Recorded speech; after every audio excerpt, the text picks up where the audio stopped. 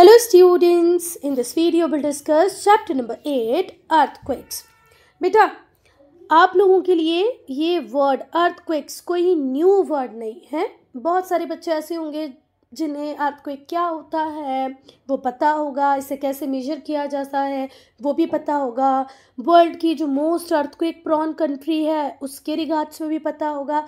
Japan is the most earthquake prone country in the world. बहुत सारी बातें आपको अर्थक्वेक के रिगार्ड में पता है, पर इस चैप्टर में बहुत डीप में हमको पढ़ना है। साथ ही साथ बहुत सारी ऐसी बातें हमें पता चलेंगी जो सच में हमें नहीं पता थी। कई बार हमें जो ज्योग्राफी की टर्मिनोलॉजी है वो नहीं पता होती है। तो all in all important chapter है और बहुत कुछ नया आपको सिखाने वाला है। तो सबसे तो पहले हम पढ़ेंगे अर्थक्वेक का मीनिंग क्या होता है, फिर हम कॉजेस कारणों को जानने की कोशिश करेंगे, फिर हम देखेंगे अर्थक्वेक को मेजर कैसे किया जाता है, नापा कैसे जाता है। इफ़ेक्ट्स डिस्ट्रक्टिव भी हो सकते हैं और कंस्ट्रक्टिव भी हो सकते हैं। डिस्ट्रक्टिव आप सबको पता होगा, कंस्ट्रक्टिव हम यहाँ पर पढ़ेंगे। फिर हम लोग जानेंगे earthquake zones of the world. World में बहुत सारे जोन्स ऐसे हैं जो अर्थक्वेक प्रोन हैं, उनके रिगार्ड्स में हम पढ़ेंगे। बेटा अब हम पढ़ेंगे अर्थक्वेक के इंट्रोडक्शन को, ठीक है। तो देखो, जब भी कोई सडन वाइब्रेशन आए, अर्थ क्रस्ट का कोई पार्ट मूव करने लग जाए, अर्थ क्रस्ट के किसी पर्टिकुलर पार्ट में मूवमेंट होने लग जाए, कोई सडन वाइब्रेशन आए और इस सडन वाइब्रेशन का जो कॉज हो वो नेचुरल भी हो सकता है और मैनमेड भी हो सकता है। इसी की वजह से हम देखते हैं कि वॉयलेंट ट्रीमर्स आते हैं, शेकिंग होने लगती है, ट्रैम्बलिंग होने लगती है और इसी को हम क्या कहते हैं, अर्थक्वेक। शेकिंग का मतलब पता है ना आपको क्या होता है? जब हम फ्रूटी की बॉटल को खोलने के पहले शेक करते हैं, पता है ना। तो वॉयलेंट ट्रीमर्स आएंगे, शेकिंग होगी, ट्रैम्बलिंग होगी और इसी को क्या कहेंगे, ट्रिमलिंग, कोई क्या कहेंगे, अर्थक्वेक।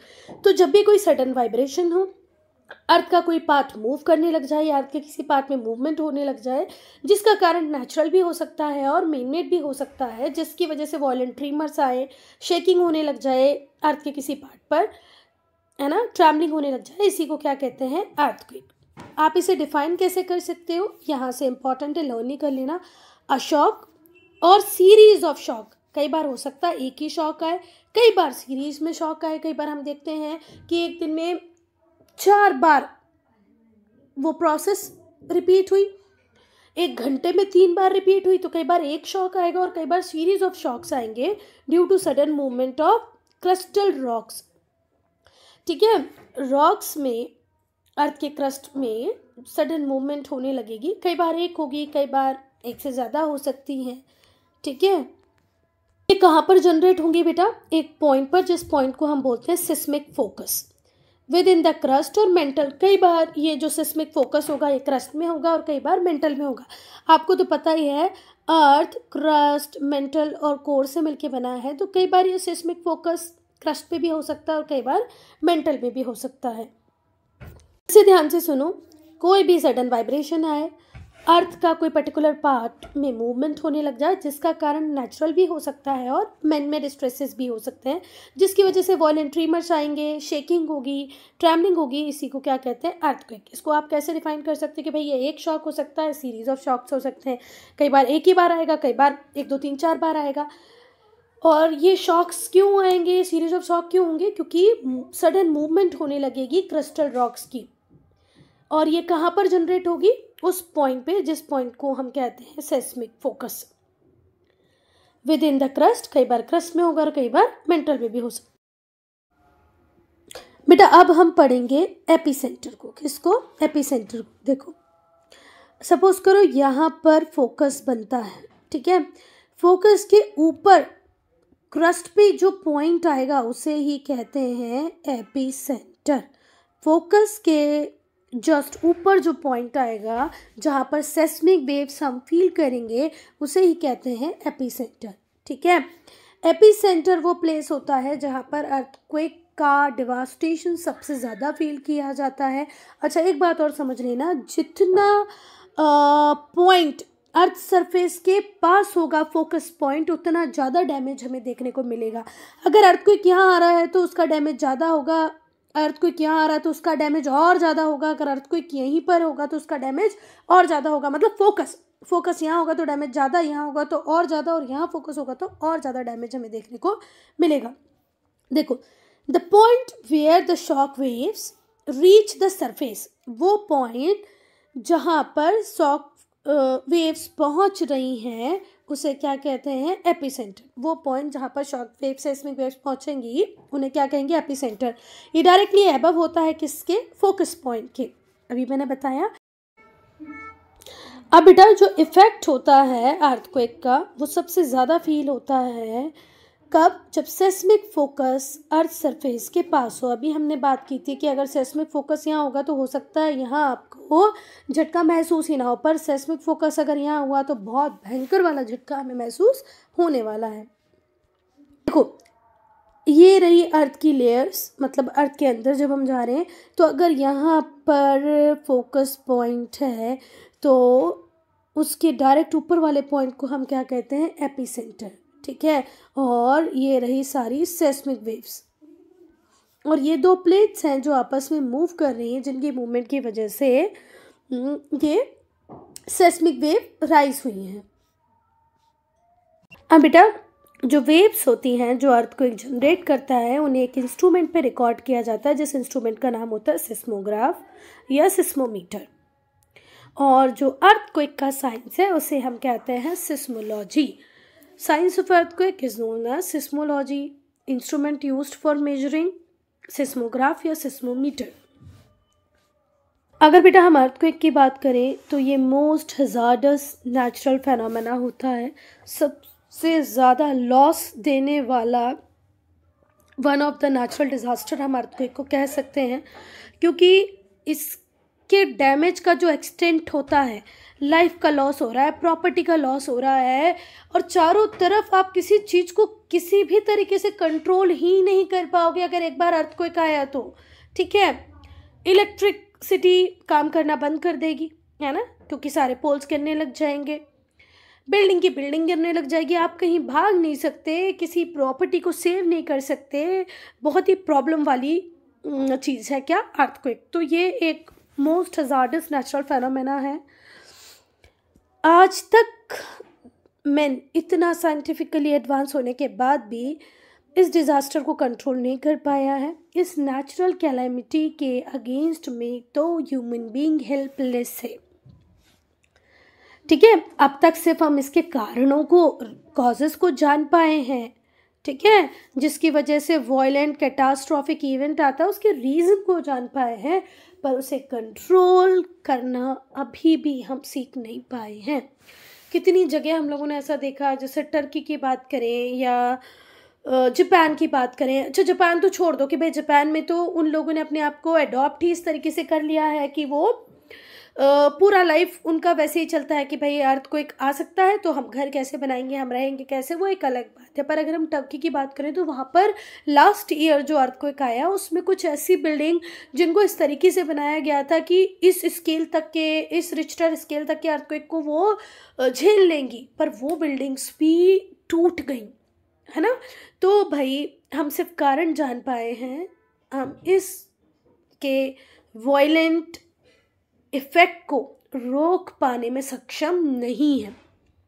हम कितना बोल रहे हैं कि ये बिल्डिंग हमने इस तरीके से बनाई है, वो बिल्डिंग इस तरीके से बनाई है, पर एट दी एंड हमने टर्की में देखा कि रिजल्ट निल था। ठीक है, आपको अभी भी समझ में नहीं आ रहा हो, क्यों समझ में नहीं आ रहा बेटा, इसलिए क्योंकि हम जिस एरिया में रहते हैं वहाँ पर सच ऐसे डिवास्टेटिंग अर्थक्वेक आते ही नहीं है, तो हम हो सकता है ना समझ पाए। भाई हम एमपी, हम तो कभी महसूस भी नहीं किए हैं अर्थक्वेक को, क्योंकि हमारे यहाँ तो आता ही नहीं है। यूपी में भी कम, उत्तराखंड वगैरह में ज़रूर महसूस हुआ होगा, यहाँ बिहार में ज़रूर हुआ होगा, पर हम लोग तो बेचारे गरीब, हमने तो कभी फील भी नहीं किया अर्थक्वेक को, है ना। तो हम कैसे बता पाएँ कि भाई ये कितने मैग्नीट्यूड का होता होगा, कैसे होता होगा। तो आपको अगर जज करना है तो इस तरीके से जज कर सकते हो कि अर्थक्वेक जब पेरू में आया, नदन पेरू में आया May 31, 1970 में, तो 66,000 डेथ हुई। ठीक है, कब आया था ये, 31 मई 1970 को। फिर जब जुलाई 28, 1976 में थंगसन चाइना में आया, तो जो कॉजेलिटीज़ थी, मतलब जितने लोग मरे थे, घायल हुए थे, उनका नंबर गया था 2.5 लाख पर। तो सोच लो 2.5 लाख लोग एक अर्थक्वेक के कारण मारे गए, तो उस का जो इफ़ेक्ट रहा होगा वो सोचो कितना डिवास्टेटिंग रहा होगा कि इतने लोगों को उसका जो एम्पलीट्यूड है वो कितना हाई रहा होगा कि इतने लोगों की डेथ हो गई, है ना। पेरू में जो डेथ हुई उनका नंबर था 66,000। वहीं पर चाइना थंगसेंग में जो हुआ उसमें कितने लोग मारे गए बेटा, 2.5 लाख, 2,50,000। जो अगर हम हमारे इंडिया में गुजरात की बात करें तो गुजरात में भी बहुत सारे लोगों ने अपनी जान दे दी थी, बहुत प्रॉपर्टी का हमें लॉस हुआ था। गुजरात में कब आया था, 26 जनवरी 2001 को, और लगभग 30,000 लोगों की डेथ यहाँ पर हुई थी। अभी हम रीसेंट की बात करें दिसंबर 2004 की, तो खैर ये रीसेंट नहीं है, अब तो पुराना हो गया। अभी रीसेंट वाला तो होगा टर्की वाला। आप लोग ज़रूर यूट्यूब पे, गूगल पे सर्च करना टर्की अर्थक्वेक, तब आपको पता चलेगा, क्योंकि वहाँ पर तो लाइव वीडियोस हैं कि किस तरीके से डिवास्टेशन हो रहा है। 2004 दिसंबर में 26 दिसंबर 2004 में आया था जो अर्थक्वेक, वो हम बोल सकते हैं कि बहुत ही ज़्यादा डिवास्टेटिंग था। लगभग 2,27,000 लोग साउथ एशिया में मारे गए थे, है ना। ये west coast of Sumatra, Indonesia को इसने इम्पैक्ट किया था, और इसका जो मैग्नीट्यूड था वो कहीं 8.9 से 9.3 के बीच का था जब हम इसको मेजर किए किस पे, रिक्टर स्केल पे, ठीक है। तो रिसेंटली जो बिगेस्ट अंडर सी अर्थक्वेक सी के अंदर आया था ये अर्थक्वेक, इसने टेरेबल डिजास्टर किया। लगभग 2,27,000 लोग मारे गए। कहाँ पर, साउथ एशिया में। कहाँ पर, वो भी वेस्ट कोस्ट ऑफ सुमात्रा और इंडोनेशिया में। ये कब आया था, 26 जनवरी को आया था 2004 में। और अगर हम रिक्टर स्केल में बात करें कि इसका मैग्नीट्यूड कितना था, तो बेटा इसका मैग्नीट्यूड था 8.9 टू 9.3। अब हम डिस्कस करेंगे बेटा कॉजेस को कि भाई क्या कारण हो सकते हैं अर्थक्वेक के। तो पहला कारण है वॉल्केनिक एरप्शन, दूसरा प्लेट टेक्टोनिक्स, तीसरा फोल्डिंग फॉल्टिंग। अच्छा, प्लेट टेक्टोनिक्स फोल्डिंग फॉल्टिंग का ही एक पार्ट रहेगा। दूसरा है एंथ्रोपोजेनिक फैक्टर्स, ठीक है। Volcanic eruption, plate tectonics, folding faulting, anthropogenic factors, ये 4 कारण हो सकते हैं। तो पहले हम वॉल्केनिक एरप्शन को पढ़ेंगे। तो वॉल्केनिक एरप्शन एक मेन कारण होता है अर्थक्वेक का। वॉल्केनिक अर्थक्वेक तब आते हैं जब गैस एक्सप्लोजन होता है। Volcanic earthquakes are caused by gas explosion. Volcanic earthquake कब आते हैं, जब बेटा गैस एक्सप्लोजन होता है। ऐसे जो अर्थक्वेक होते हैं कई बार साथ में आ जाते हैं और कई बार एरप्शन, वॉल्केनिक एरप्शन के थोड़े टाइम बाद आते हैं। तो वॉल्केनिक अर्थक्वेक जो होते हैं उनका कारण होता है गैस एक्सप्लोजन। ऐसे जो अर्थक्वेक होते हैं ये या तो साइमल्टेनियसली आ जाएंगे कि अर्थक्वेक भी आ रहा है, मतलब वॉल्केनिक एरप्शन भी हो रहा है और अर्थक्वेक भी आ रहा है, और कई बार एरप्शन के थोड़ी देर बाद ऐसे अर्थक्वेक आते हैं। जो वायलेंट एरप्शन हुआ था, क्या बोला हमने, एक भयंकर सा बहुत वायलेंट एरप्शन हुआ। कहाँ पर, क्राकाटोआ में। क्राकाटोआ कहाँ पर है, सुमात्रा और जावा आइलैंड के बीच में है, इंडोनेशिया में है ये, है ना। तो एक वायलेंट एरप्शन हुआ क्राकाटोआ में, क्राकाटोआ वॉल्केनो में, जो कहाँ पर, सुमात्रा और जावा आइलैंड के बीच में है। इसकी वजह से सीवियर अर्थक्वेक आया, जिसका जो इम्पैक्ट था कैप हॉर्न में भी फील किया गया, जो क्राकाटोआ से 12,800 किलोमीटर दूर था। 12,800 किलोमीटर दूर भी कैप हॉर्न में इसको एक्सपीरियंस किया गया। जो क्राकाटोआ अर्थक्वेक था जनरेटेड, उसने कितना हाई सुनामी वेव को जनरेट किया, 30 to 40 मीटर्स हाई, 30 से 40 मीटर हाई सुनामी वेव्स को जनरेट किया क्राकाटोआ अर्थक्वेक ने। सुनामी क्या है बेटा, सी वेव्स है, जिसकी वजह से 36,000 लोगों की डेथ हो गई, जो कोस्टल एरिया में रह रहे थे जावा और सुमात्रा के। जावा सुमात्रा के कोस्टल एरिया में रहने वाले 36,000 लोगों की डेथ हुई क्राकाटोआ अर्थक्वेक से, जिसका कारण क्राकाटोआ वॉल्केनो था। वॉल्केनिक एरप्शन हुआ जिसकी वजह से क्राकाटोआ अर्थक्वेक हुआ, जिसकी वजह से जो सी वेव्स थी, जिनको एक स्पेसिफिक नाम दे दिया गया सुनामी, वो 30 मीटर से 40 मीटर हाई थी। देखा, 36,000 लोग मर गए थे एक बार में। जो ऐश क्लाउड था वो मेसोस्फीयर तक पहुंचा and sounds of blast were heard in central Australia. और ब्लास्ट के साउंड कहाँ तक सुनाई पड़े, सेंट्रल ऑस्ट्रेलिया तक, फिलीपींस तक। even 4800 kilometre away in Indian ocean. ठीक है, यहाँ तक सुनाई पड़ी आवाज़ किसकी? ब्लास्ट की। ये जो वॉल्केनिक एरप्शन थे always result in severe earthquake. ये जो वॉल्केनिक एरप्शन है ये कहीं ना कहीं अर्थक्वेक का कारण बनते ही हैं, और ऐसे अर्थक्वेक जिनका नेचर बहुत हैजार्डस होता है, जो बहुत नुकसान करने वाले, बहुत डिवास्टेटिंग होते हैं। अब हम फोल्डिंग और फॉल्टिंग की बात करेंगे। तो जब किसी भी रॉक में कोई फ्रैक्चर आ जाए, ठीक है, जो ऑब्जर्वेबल अमाउंट का हो, ठीक है, a fracture in a rock along which there has been an observable amount of displacement। भाई कि हमें दिख रहा है कि ये रॉक दूसरी रॉक से टूट जाएगी, या एक रॉक में इतना गैप आ गया है कि ये टूट ही जाएगी, इसे ही क्या कहते हैं? फॉल्ट। पहला, earthquake occur when movement of earth take place along the line of fracture और फॉल्ट। अब अर्थक्वेक कहाँ पर आएगा बेटा?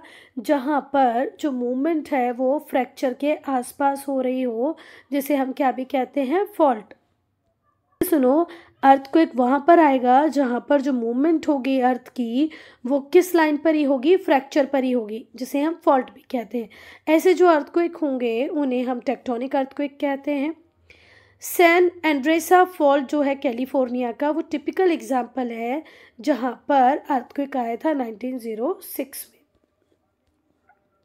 तो हम हमारे इंडिया के अर्थक्वेक को पढ़ लेते। भुज गुजरात में आया था, 2001 में आया था, 2001 में आया था।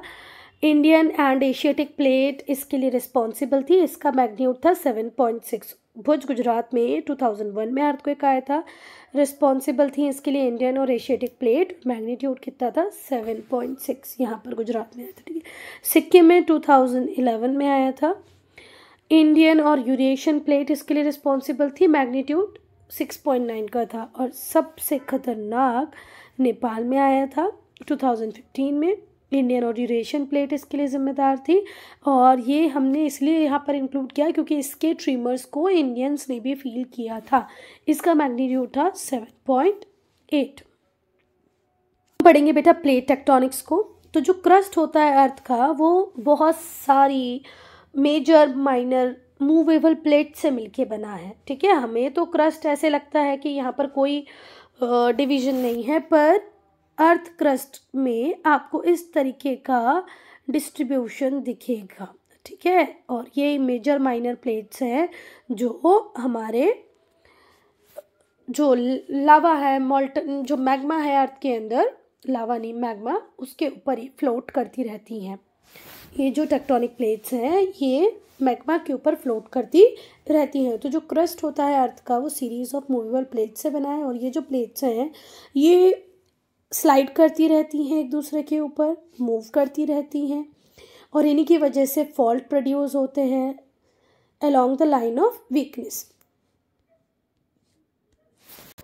देखो, ये जो प्लेट्स होती हैं ये मूव करती हैं, स्लाइड करती हैं एक दूसरे के ऊपर, कई बार एजेस के ऊपर, और क्या प्रोड्यूस करती हैं बेटा? Fault along the line of weakness. ये जो मूवमेंट है प्लेट की, इसकी वजह से ही आते हैं अर्थक्वेक। बहुत सारे जो अर्थक्वेक हैं वो मेन रीज़न उनका टेक्टोनिक मूवमेंट ही होता है। तो ये जो अर्थक्वेक होते हैं ये बहुत ज़्यादा पावरफुल होते हैं और हाई रिस्क रीजन में ही आते हैं मोस्टली। बेसिकली ये कहाँ पर हमें देखने को मिलेंगे? पैसिफिक रिंग ऑफ फायर में। ठीक है, ये जो अर्थक्वेक होते हैं बहुत पावरफुल होते हैं, हाई रिस्क रीजन में मिलेंगे, स्पेशली कहाँ पर? पैसिफिक रिंग ऑफ फायर में। यहाँ पर लिखा Pacific ring of south east Asia. कहाँ पर आएंगे ऐसे earthquake? Pacific ring of south east Asia, जिसमें फिलीपींस, इंडोनेशिया आएगा, नदर्न इंडिया आएगा, है ना, क्योंकि ये सब प्लेट बाउंड्रीज पर ही है। इंडिया 2001 में जो सीवियर अर्थक्वेक आया था भुज गुजरात में, ये क्यों ही आया था? Because of the lowering of Indian plate below the Asiatic plate. क्योंकि जो इंडियन प्लेट है ये धंसती जा रही है, अंदर जाती जा रही है किसके? एशियाटिक प्लेट के, और इसी कारण से गुजरात भुज में उतना बड़ा अर्थक्वेक हमें देखने को मिला था। एक और एग्जाम्पल है ऐसे ही मैसिव अर्थक्वेक का, वो कहाँ आया था? नेपाल में आया था। कब आया था? 11:56 लोकल टाइम पे आया था। कब आया था? 25 अप्रैल 2015 में। इसका मैग्नीट्यूड 7.8 था रिश्टर स्केल पे। 1000 लोग इंजर्ड हुए और लगभग 2000 लोग मरी गए थे। इतने लोगों ने अपनी जानें गंवा दी। This earthquake was the result of collision between two plates. और ये जो अर्थक्वेक आया था नेपाल वाला, इसका कारण था दो प्लेट के बीच में कोलिजन होना। वो दो प्लेट कौन सी थी? इंडियन और यूरेशियन। बेटा इस वीडियो को हम यहीं पर ख़त्म करेंगे। अगर आप लोगों को समझ में आता है कमेंट सेक्शन में लिखना, तो पार्ट 2 बनाएंगे, अदरवाइज़ नहीं। ये रिक्वेस्टेड वीडियो है ना, क्योंकि क्या, चलो अगर ठीक लगेगा तो पार्ट 2 बनाएंगे, नहीं तो नहीं।